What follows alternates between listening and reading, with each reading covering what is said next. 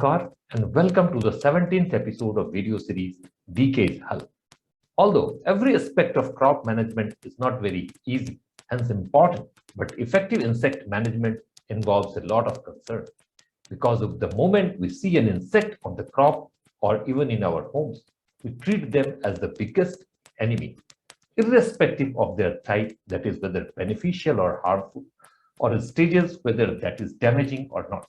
Hence, this is the most challenging one. Therefore, it is expected that the details in this episode will be useful to all the stakeholders.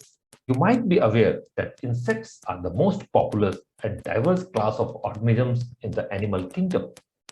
Insects make up over half of the living things on the earth and can live in almost every environment, including land and water. In this episode, we will try to know in brief about the damages caused by insects, so that one may be able to identify the challenges to some extent and select suitable control measures at the right time. Plus, we will also share our field experience on integrated pest management practices aimed at effective control at a lesser cost.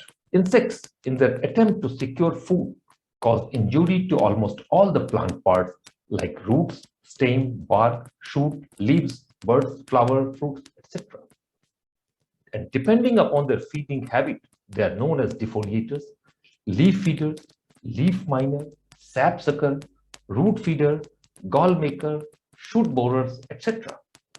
Interestingly, the damage or injury to plants depend upon the type of mouth parts. Damages to crop by insects like beetle, moth, borers, leaf folder, caterpillar, bollworm, etc. includes tearing, cutting, chewing, or grinding of all plant parts. They cause heavy losses and result into poor quality of produce. Insects like aphids, jassids, millibug, fruit fly, white flies, etc. puncture the plants and suck sap usually from the underside of the leaves or from the stem. Damage causes yellow spotted leaves, which result into a stunted growth, and yield losses may be up to 50%. Thrips break the leaf surface and suck the sap. Plant tissues become speckled and white. Other important insects are termites and root grubs. Interesting to note that while grubs feed on roots, termites primarily feed on wood or dry matter. Termites can attack plants at all growth stages from seedlings to mature plants. They damage roots and the upper part of the plant starts wilting. Plant roots and stems may be completely hollowed out and filled with soil waste. Infestation of root grubs can lead to abnormal plant height, discoloration or yellowing, and gradual wilting of plants. As per our field experience with regard to effective control of insect pests on crops, the common observations or conclusions are neither chemical nor biopesticides alone could offer the best control of foliar insects. In case of soil insects, biopesticides applied alone perform much better than only chemical or even combination. It is worth sharing that balanced crop nutrition and improvement in nutrient use efficiency through soil application of good quality biofertilizers not only improves the general crop health and yield, but less infestation of insect pests. Do you know that imbalanced nutrition or application of surplus nitrogen invites a range of insect pest infestation in all the crops? For example, only in the case of paddy, excess application of urea is responsible for insects like rice hispa, brown plant hopper or BPH, stem borer, and leaf borer to a great extent. So, if the paddy crop in your area is infested by these insects, please check the doses of nitrogen or urea applied and, if possible, bring it down.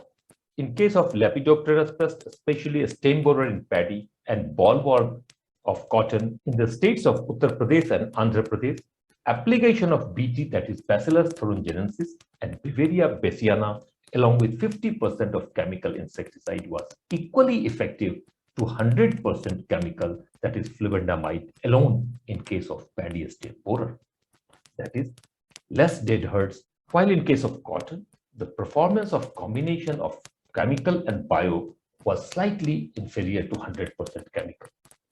Combination of bio and chemical resulted in an yield increase of up to 2 quintals in case of paddy. As regards sucking pests, infestation on tomato, chili, brinjal, cotton, etc.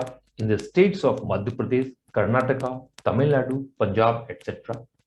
Foliar application of Verticillium lecanai along with 50% chemicals like acetopyramide in brinjal, tomato, and imidacloprid in cotton produce better results than chemical alone, while the combination is equally effective in case of chili.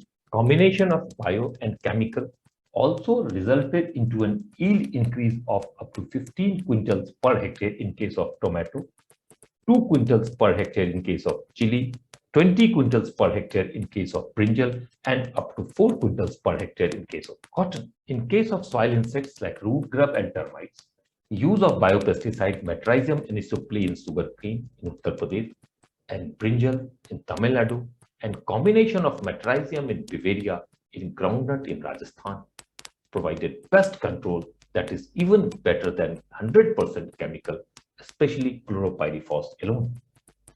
It also resulted in an yield increase up to 50 quintals in case of sugarcane, groundnut 4 quintals per hectare, and in case of brinjal it has been 12 quintals per hectare. While in case of BPH, that is brown plant hopper of paddy, foliar application of Verticillium lecanai and Metrrhizium mixed with 50% chemical, that is pyrimethrine, provided nearly similar control when compared with 100% chemicals.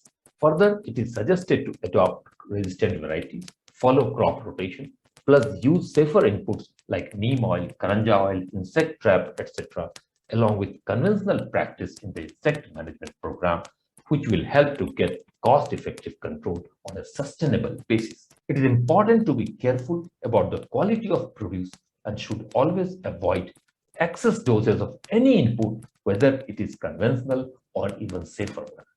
Thanks, like the video and subscribe the channel, share with friends and give feedback so that we can include new topics for further discussions.